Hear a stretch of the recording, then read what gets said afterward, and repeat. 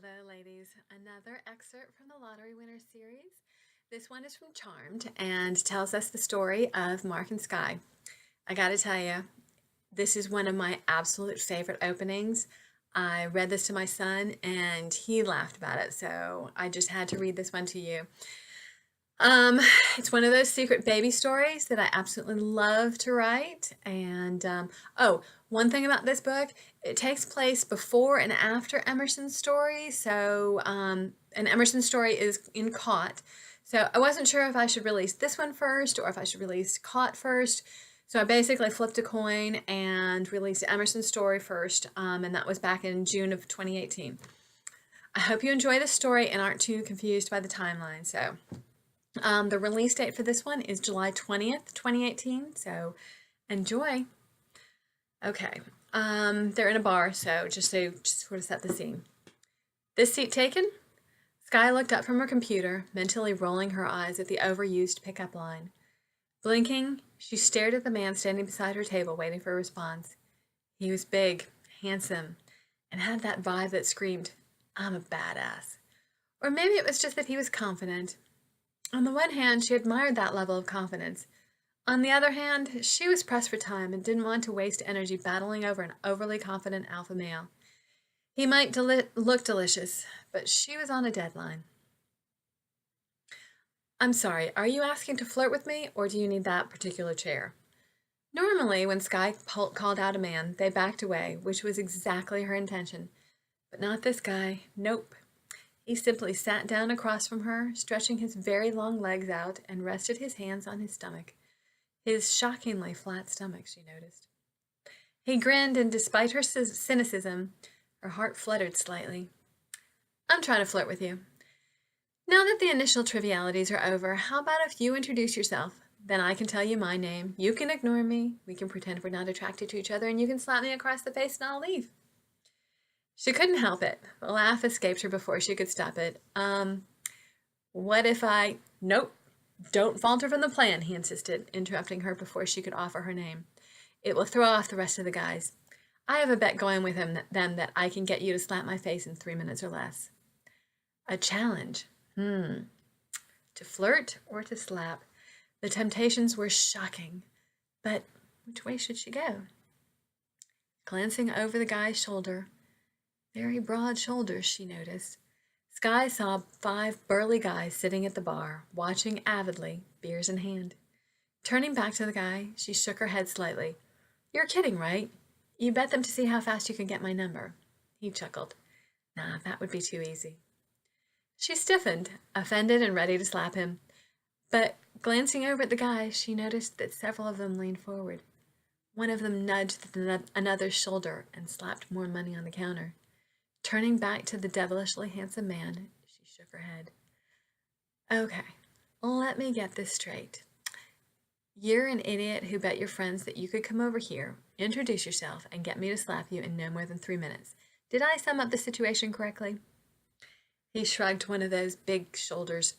Skye tried not to notice, but they were pretty muscular. Deliciously so. "That's close enough to the situation that I'll call it accurate." Closing her laptop, she leaned her forearms against the table and stared at him. "Are you crazy?" "Nope," he grinned and mirrored her pose, bracing his arms against the table. Now that he was closer, Skye noticed the sparkle of mischief in his eyes. Despite every feminine instinct inside of her, she was unexplainably drawn to that sparkle. Had she somehow reverted to needing a bad boy in her life? She'd always dated solid, steady men who were boring. This man, she doubted he would be boring. Trying to focus on this situation instead of his distractingly attractive features, she tilted her head slightly, working through the puzzle. "Are your friends those annoyingly rich boys that wander the streets looking for stupid bets so they can lose Daddy's money?" He guffawed, throwing his head back. Skye focused on trying to avoid noticing the laugh lines around his eyes or those lips. He was probably a dreamy kisser, she thought. "No," he finally replied. "Not a single trust fund kid among my peers." Once again, she glanced over the man's shoulders at the group of men, still trying to understand the ploy. "Then I don't get it. Why would you want me to slap you? He leaned closer as well. Because there's $50 on the line. Come on, he urged. Just a simple slap. To make it more convincing, he glanced at his watch. I have less than 90 seconds.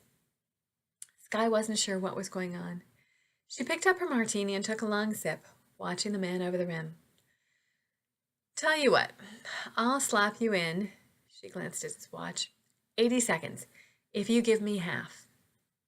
The mischievous grin widened. No deal. If I have to be slapped, I want the whole $50. He looked at her arms. I'm guessing you pack a good wallop. I'm going to need the whole amount to ease my pain and sorrow. She shrugged dismissively and leaned back. Fine, no slap. He shifted slightly, and Skye suspected that she'd just challenged him. What if I told you that? She lifted a warning finger. Mention a body part, and I walk over there and kiss every one of your friends. He stopped, the grin dissolving, obviously shocked by her threat. She leaned forward again, with tongue. Mark was so turned on he knew that he would be walking funny for a week. Damn, this woman was hot. All she'd had to do was slap him and walk away, which most women did after the first comment. But she wasn't playing along. Damn, he was in so much trouble. Beautiful and daring. That was hot. Tick-tock! He leaned forward, more to see into her blue eyes. Okay, to peer surreptitiously down her blouse, but I'm wearing a sports bra, she stated firmly. It's not going to thrill you, so keep your eyes up here. Mark thought about it for half a second, but he couldn't resist. His eyes flashed downward, then back up. It was a fraction of a second, but he'd been caught. Nabbed. Why? He asked softly. She'd caught his eye the moment he'd walked into the bar, thinking she had a body to die for. She smirked. Because sports bras are so much more comfortable than those lace things that barely cover my nipples when doing yoga, she whispered. Instant hard-on. She smirked as she pulled back slightly. And also, it's fun to watch a man deflate in disappointment. She leaned down and grabbed her purse, a huge leather affair. Mark couldn't stand up, not with the way his body had reacted. She wasn't a pushover, and she certainly didn't react like every other woman he'd known. He was in lust. Leaving so soon? Alas, some people in this world work for a living, she told him as she stuffed her laptop into the giant leather tote. But you've barely touched your drink. She looked at her martini, then lifted it to her lips and drained it in one swallow, setting it back down on the table with a click. Any last words? She asked. Mark could barely think, and she was asking for him to speak. She downed a vodka martini in one swallow. His body was ready to explode.